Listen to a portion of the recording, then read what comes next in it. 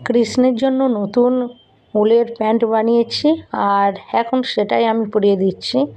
আর আমি নিজেকে ধন্য মনে করছি যে উনি আমাকে এই সুযোগটা দিয়েছেন ওনাকে পোশাক সেবা করানোর জন্য। আর দেখো আমি এটা নিজের হাতেই বানিয়েছি। আর যে প্যান্টের যে নিচের দিকে টিপ বোতাম দিলে ভালো হতো, আমি টিপ বোতাম লাগাতে পারিনি, মানে এই মুহূর্তে আমার কাছে টিপ বোতাম নেই, সেই কারণে আমি উল দিয়েই বেঁধে দিচ্ছি প্যান্টটা।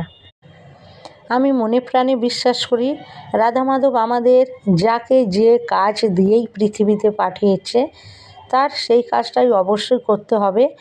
আর উনি অন্তত সেই রকমভাবেই পাঠিয়েছেন। আর কারোর ভালো দেখে বা কারোর সাফল্য দেখে হিংসা করা উচিত নয়, কারণ এই ঝাঁ চকচকে সোশ্যাল মিডিয়ার যুগে অনেক কিছুই এই রকম দেখে মনে হয় যে এটা সত্যি বা এটা ভালো, আদৌ কিন্তু সেই রকম কিছুই নয়। সুতরাং নিজের কাজ নিয়ে সুখী থাকা বা খুশি থাকা আর নিজের যেটুকু কর্তব্য সেই মতো কাজ করে যাওয়াই কিন্তু আমাদের সবার উচিত। আর ভগবানের ওপরে কিন্তু অবশ্যই বিশ্বাসটা রাখতে হবে।